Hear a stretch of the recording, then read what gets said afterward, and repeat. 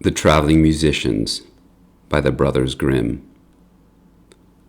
An honest farmer had once a donkey that had been a faithful servant to him a great many years, but was now growing old and every day more and more unfit for work.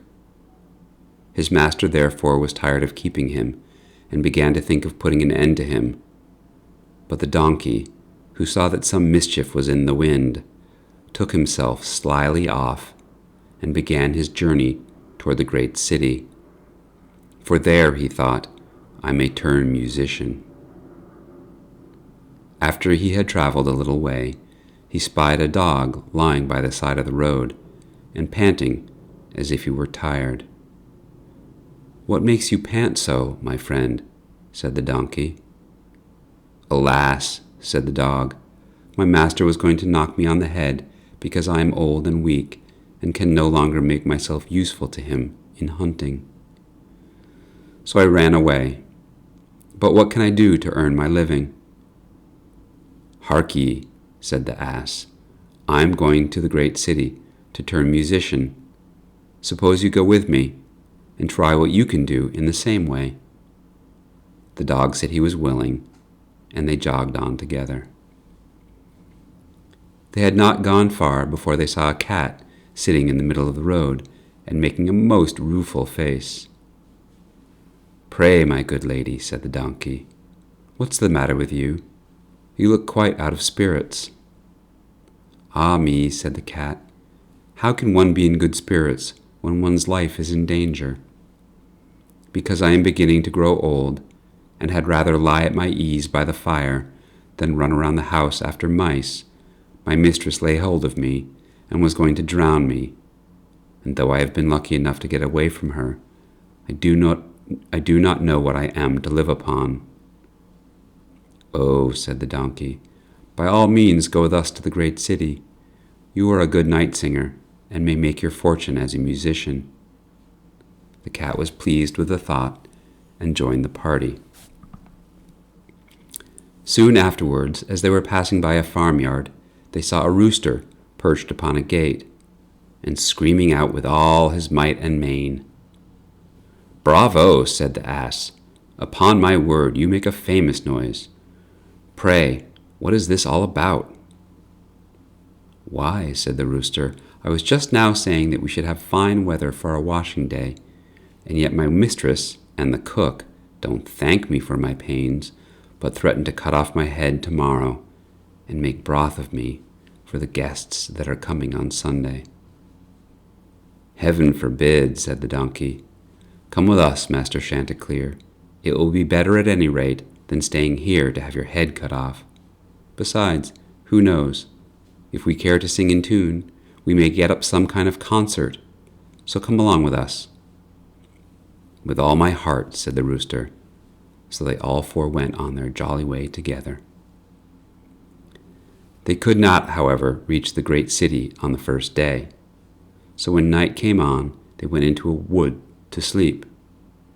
The ass and the dog laid themselves down under a great tree, and the cat climbed up upon the branches, with the rooster, thinking that the higher that he sat, the safer he would be, flew up to the very top of the tree, and then, according to his custom before he went to sleep, looked out on all sides of him to see that everything was well. In doing this, he saw afar off something bright and shining, and calling to his companions, he said, "There must be a house no great way off, for I see a light." "If that be the case," said the donkey, "we had better change our quarters, for our lodging is not the best in the world." "Besides," added the dog, "I should not be the worse for a bone or two, or a bit of meat." So they walked off together toward the spot where Chanticleer had seen the light, and as they drew near it became larger and brighter, till, as at last, they came close to a house in which a gang of robbers lived. The donkey, being the tallest of the company, marched up to the window and peeped in. "Well, donkey," said Chanticleer, "what did you see?" "What do I see?" replied the ass. "Well, I see a table spread with all kinds of good things, and robbers sitting around making merry." "That would be a noble lodging for us," said the rooster. "Yes," said the donkey, "if we could only get in." So they consulted together on how they should contrive to get the robbers out, and at last they hit upon a plan. The donkey placed himself upright on his hind legs, with his forefeet resting against the window. The dog got on his back, the cat scrambled up on the dog's shoulders, and the rooster flew up and sat on the cat's head. When all was ready, a signal was given, and they began their music.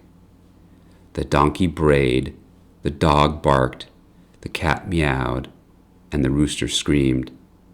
And then they all broke through the window at once and came tumbling into the room amongst the broken glass, with a most hideous clatter. The robbers, who had not been a little frightened by the opening concert, had now no doubt that some frightful hobgoblin had broken in upon them and scampered away as fast as they could. The coast once clear, our travelers soon sat down and dispatched what the robbers had left, with as much eagerness as if they had not expected to eat again for a month. As soon as they had satisfied themselves, they put out the lights, and each once more sought out a resting place to his own liking. The donkey laid himself upon a heap of straw in the yard. The dog stretched himself upon a mat behind the door. The cat rolled herself up on the hearth before the warm ashes, and the rooster perched upon a beam on the top of the house. And as they were all rather tired with their journey, they soon fell asleep. But about midnight, when the robbers saw from afar that the lights were out and that all seemed quiet, they began to think that they had been in too great of a hurry to run away. And one of them, who was bolder than the rest, went to see what was going on. Finding everything still, he marched into the kitchen and groped around until he found a match in order to light a candle. And then, seeing the glittering fiery eyes of the cat, he mistook them for live coals and held the match to them to light it. But the cat, not understanding this joke, sprang at his face and spat and scratched at him. This frightened him dreadfully, and away he ran to the back door. But there the dog jumped up and bit him in the leg, and as he was crossing over the yard, the donkey kicked him, and the rooster, who had been awakened by the noise, crowed with all his might. At this, the robber ran back as fast as he could to his comrades, and told the captain how a horrid witch had gotten into the house, and had spat at him and scratched his face with her long, bony fingers, how a man with a knife in his hand had hidden himself behind the door and stabbed him in the leg, how a black monster stood in the yard and struck him with a club, and how the devil had sat upon the top of the house and cried out, "Throw the rascal up here!"